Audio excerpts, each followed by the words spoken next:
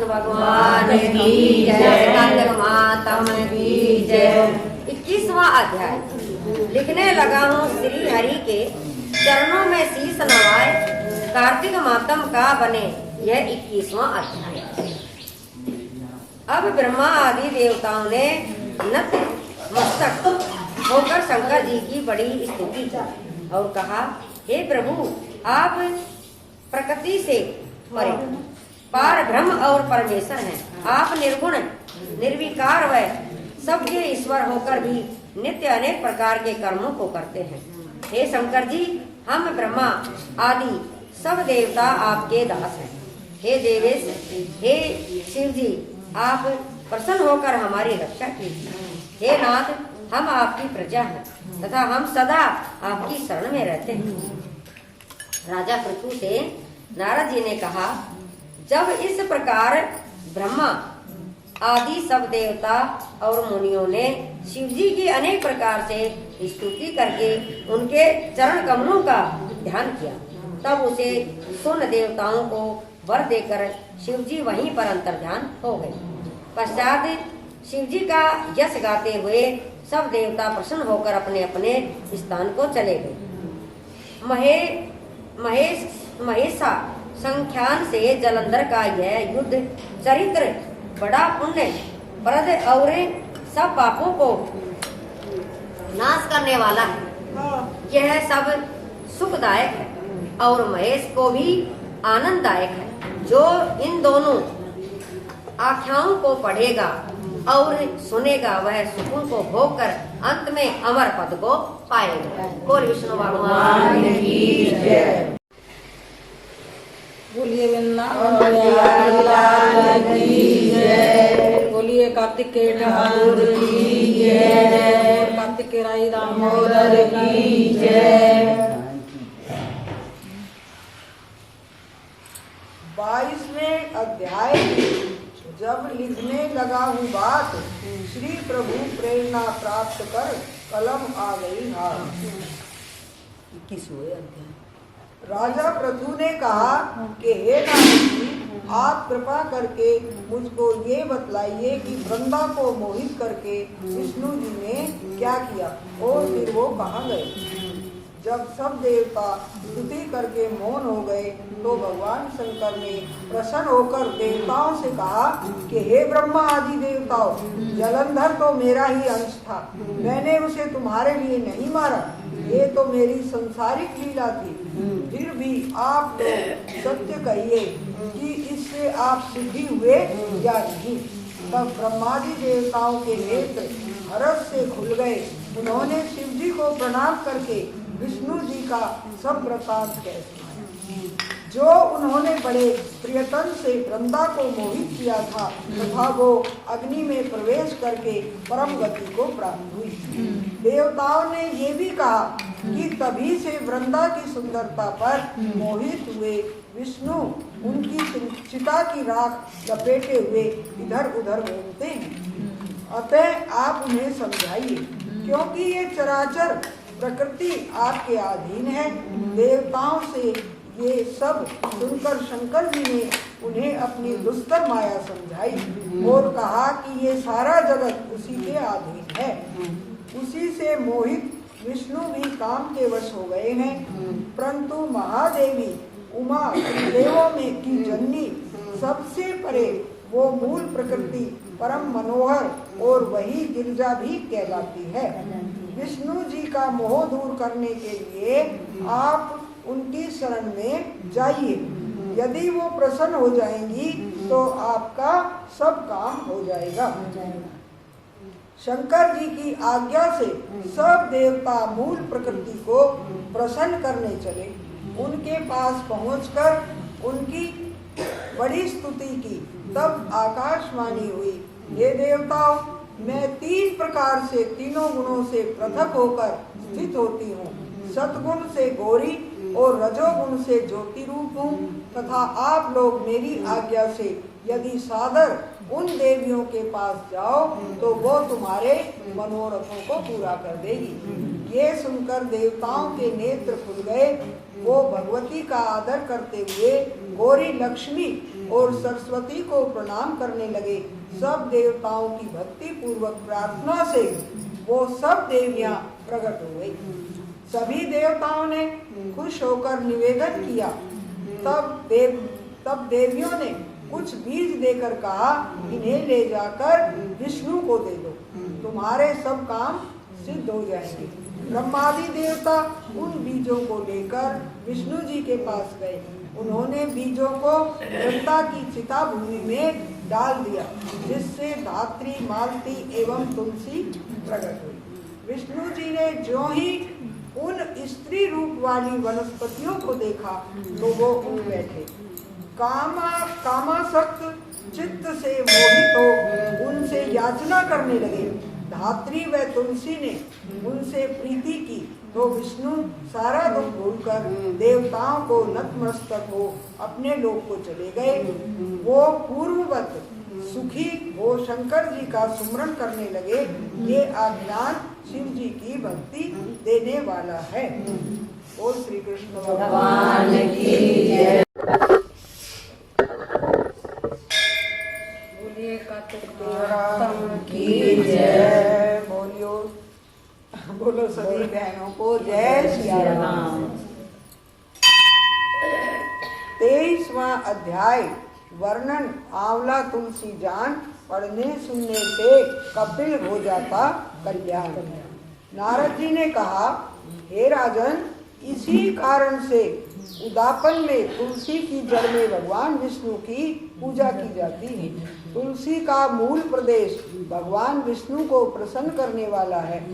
हे राजन, तुलसी का पौधा जिस घर में विद्यमान है वो घर तीर्थ स्वरूप है और उस घर में यमदूत कभी नहीं आते। ये पौधा सब पापों का नाश करने वाला और अभिष्ट फल को देने वाला है। जो मनुष्य तुलसी का पौधा लगाता है वो यमराज को नहीं देखता। भगवान नंदी का दर्शन, गंगा स्नान व तुलसी के पौधे का संसर्ग, ये तीनों एक से पुण्यप्रद है। तुलसी को छूने से कामिक, वाचिक, मानसिक आदि सब संपूर्ण पाप नष्ट हो जाते हैं। जो प्राणी तुलसी के दल से भगवान का पूजन करते हैं वे पुनः गर्भ में नहीं आते और निसंदेह जीवन मुक्त हो जाते हैं।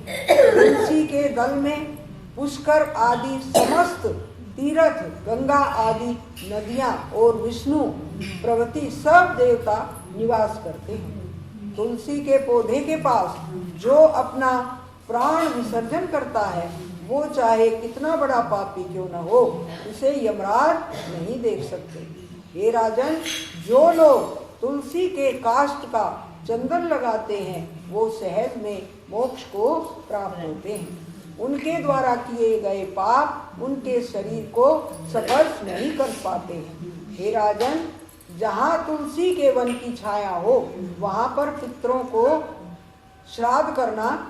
का श्राद्ध करना चाहिए। वहाँ पर पितरों के निमित्त दिया हुआ दान हमेशा के लिए अक्षत होता है। आंवले के वृक्ष की छाया में जो प्राणी पिंड दान करते हैं उनके पितर यदि नरक यातना भी भोग रहे हो तो भी मुक्त हो जाते हैं। सिर, हाथ, मुंह और देह में जो आंवले को धारण करते हैं उनको विष्णु रूप जानना चाहिए। आंवले के फल और तुलसी के दलों को पानी में मिलाकर जो प्राणी स्नान करते हैं उन्हें गंगा स्नान का फल मिलता है।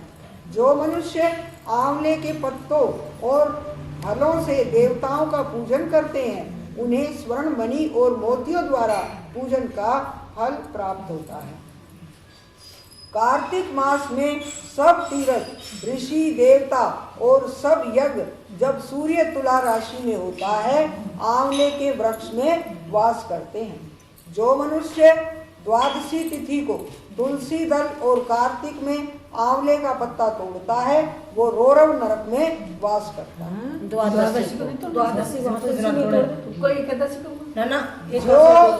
जो कार्तिक में आंवले की छाया में बैठकर जो कार्तिक में आंवले की छाया में बैठकर भोजन करता है उसके संसर्ग में सब दोष नष्ट हो जाते हैं। कार्तिक में जो आंवले की जड़ में विष्णु जी का पूजन करता है उसे श्री विष्णु क्षेत्रों के पूजन का फल प्राप्त होता है। आंवले तथा तुलसी की महत्ता का वर्णन करने में श्री ब्रह्मा जी भी असमर्थ हैं। इसलिए धात्री और तुलसी जी की जन्म कथा सुनने से मनुष्य अपने वंश सहित भक्ति को पाता है। बोल वृंदावन बिहारी लाल की जय, बोल कार्तिक ठाकुर की जय, बोल राई दामोदर की जय, बोल वृंदावन बिहारी लाल की जय। महाराष्ट्र में तो बहुत है, तुकाराम सबको दर्शन दिए। बोल साचे दरबार की जय, बोल कार्तिक ठाकुर की जय जय। 24वां अध्याय लिखवाओं के मिल गया से सुंदर भाव बताकर कार्तिक मास 24वां अध्याय सुनो सुधाकर। राजा पृथु ने कहा कि हे नारद जी, आपने तुलसी के इतिहास व्रत महात्म्य के बारे में कहा। अब ये बताने की कृपा करें कि कार्तिक मास में क्या और भी देवताओं का पूजन होता है, ये भी मुझे समझा कर कहिए। नारद जी ने कहा, पहले समय में पर्वत के निकट कर्तीपुर में एक धर्मात्मा धर्मदत्त नामक ब्राह्मण रहता था। वो भगवान विष्णु के सब व्रत करता था। एक दिन कार्तिक मास में वो एक पहर रात शेष रहने पर जागरण के लिए भगवान विष्णु के मंदिर में हर प्रकार की सामग्री लेकर जा रहा था कि मार्ग में उसने एक बड़ी भयंकर राक्षसी को देखा, जिसके बड़े बड़े दांत, लपकती हुई जीभ और लाल लाल नेत्र थे। उसका शरीर नंगा और मांस रहित था। उस भयंकर राक्षसी को देखकर धर्मदत्त बुरी तरह कांपने लगा। अन्य कुछ उपाय न देखकर उसने पूजा वाली थाली और जल का लोटा उसके ऊपर फेंक दिया, क्योंकि उसने भगवत नाम का जप करते हुए वो सामग्री और जल का लोटा जिसमें तुलसी दल पड़ा था उसको मारा था, जिससे उसके जन्म जन्मांतर के पाप नष्ट हो गए और पूर्व जन्म याद आ गए। वो हाथ जोड़कर धर्मदत्त के चरणों में गिर पड़ी और बोली कि हे विप्र, मैं पूर्व जन्म के कर्मों के फल से इस अवस्था को प्राप्त हुई। तो नारद जी ने कहा कि हे राजन, उसे इस प्रकार प्रणाम करते देख अति विस्मित होकर धर्मदत्त ने पूछा, तेरी ये अवस्था किस कर्म के फल से हुई? तू पूर्व जन्म में कहाँ रहती थी और तेरा कैसा चरित्र था? सब कुछ मुझे बता। उस राक्षसी ने, जिसका नाम कलहा था, उसने कहा कि हे ब्राह्मण, सौराष्ट्र में भिक्षुक नाम का एक ब्राह्मण रहता था। मैं उसकी पत्नी थी। मेरा स्वभाव बड़ा ही निष्ठुर था। मैंने अपने पति का कभी भला नहीं चाहा, ना उसे कभी अच्छा भोजन और ना मिठाई ही खाने को दी। मैं प्रतिदिन उससे लड़ती झगड़ती रहती थी।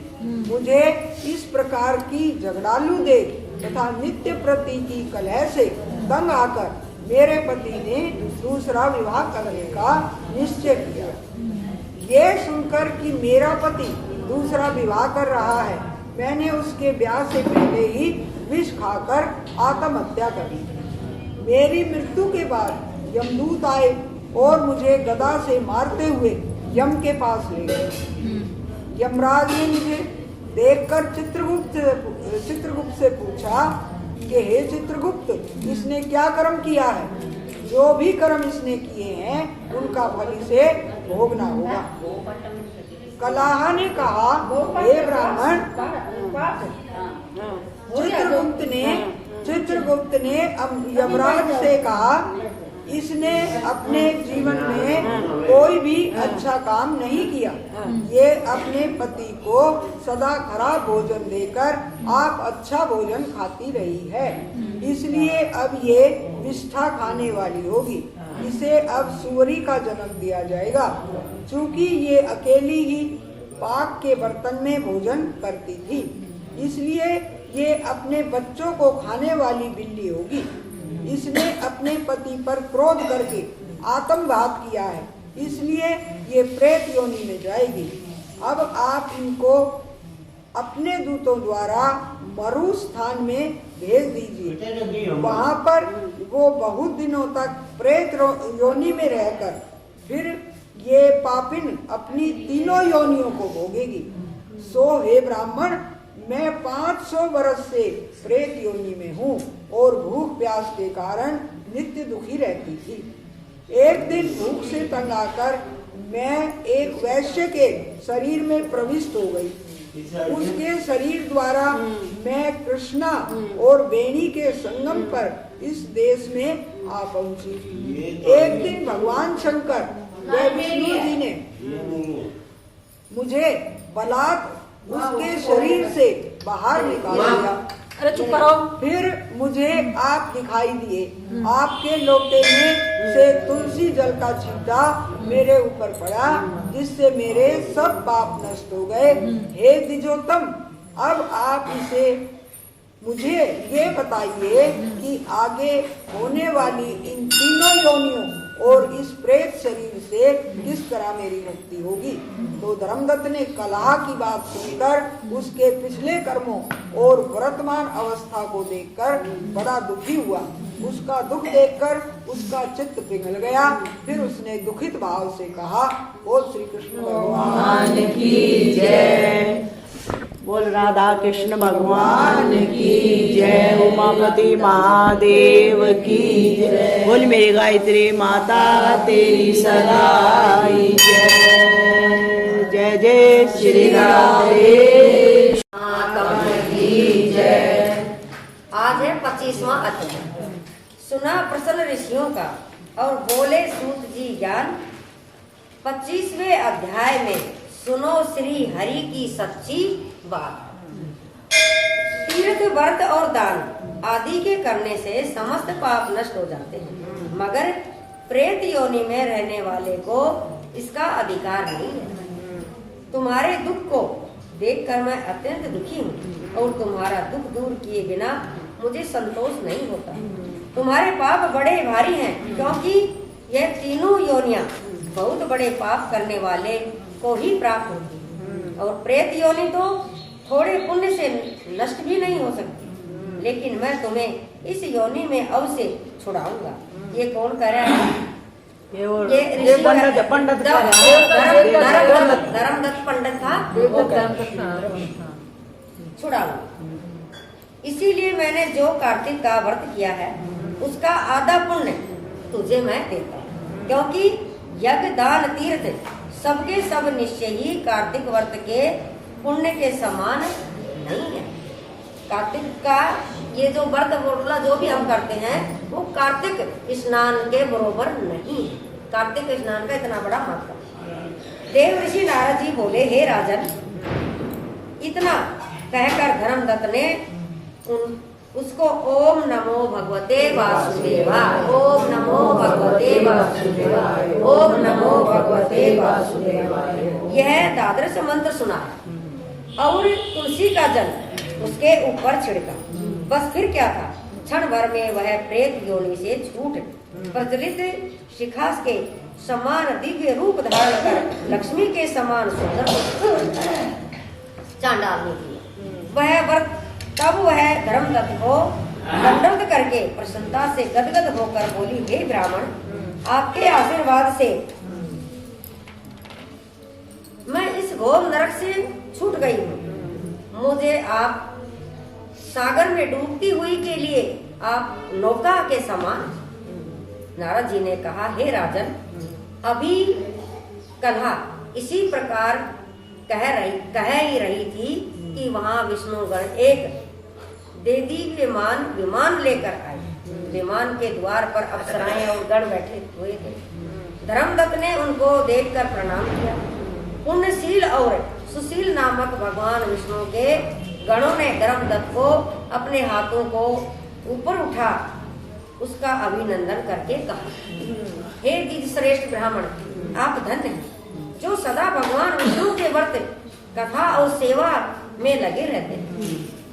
आपने जो अपने बाल्यकाल में पवित्र और शुभ कार्तिक व्रत किया था, उसके आदि फल से आपने कलहा के पूर्व जन्म के एकत्र पाप नष्ट कर दिए हैं। यही नहीं, आपकी कृपा से उसके सैकड़ों जन्मों के पाप नष्ट हो गए। आपके जागरण आदि करने से पुण्य प्रभाव से आकाश मंडल में से यह विमान आया। हे ब्राह्मण, अब हम उसे भांति भांति के भोगों से युक्त वैकुंठ में ले जा रहे हैं। आपके दान पुण्य के प्रभाव से यह भगवान विष्णु के पास रहेगी। आप भी इस जन्म के बाद अपनी दोनों स्त्रियों सहित वैकुंठ में वास विष्णु के पास रहोगे और मुक्ति प्राप्त करोगे। हे दया सागर, वह मनुष्य धन्य है और जन्म उन्हीं का फलीभूत होता है जिन्होंने तुम्हारी तरह विष्णु जी की भक्ति की, क्योंकि भगवान विष्णु अपने भक्तों को भला क्यों नहीं देते। जिन्होंने प्राचीन काल में उतानपाद के पुत्र को ध्रुव पर पहुंचाया, जिसके सुमरन मात्र से प्राणियों की मुक्ति हो जाती है। प्राचीन काल में विष्णु जी ने केवल अपने नाम के स्मरण से ही आप द्वारा पकड़े हुए हाथी को हस्तित योनि से मुक्त करके जय नाम देकर आपका पार्षद बना लिया। तुमने उसी विष्णु की सेवा की है, इसीलिए तुम अपनी दोनों स्त्रियों सहित 1000 वर्ष तक भगवान विष्णु के पास निवास करो। जब तुम्हारा पुण्य क्षीण हो जाएगा, पुण्य तुम्हारा क्षीण हो जाएगा, तब तुम सूर्य वंश में अपने दोनों रानियों के साथ राजा दशरथ के नाम से प्रसिद्ध हो तथा यह कला ये तुम्हारे आधे पुण्य की भागीदार होने के नाते ये तुम्हारी तीसरी औरत तीसरी भार्या होगी, वह भगवान विष्णु पुत्र के रूप में, भगवान विष्णु तुम्हारे पुत्र के रूप में तुम्हारे पास रहेंगे और देवताओं का कार्य करेंगे। विष्णु को प्रसन्न करने वाले तुम्हारे कार्तिक व्रत से अधिक महत्वपूर्ण यहाँ दान तीर्थ आदि और कोई भी नहीं है। हे दया सागर, तुम धन्य हो, क्योंकि तुमने जगत गुरु भगवान विष्णु को प्रसन्न करने के लिए कार्तिक मास का व्रत किया है, जिसके आदि पुण्य के फल की भागीदार वह कला। इस तरह हम इसे अपने साथ विष्णु लोक में ले जा रहे हैं। बोल विष्णु भगवान की जय, बोल कार्तिकेय ठाकुर की जय, बोल साचे दरबार की जय। मेरी गायत्री माता तेरी सहाय।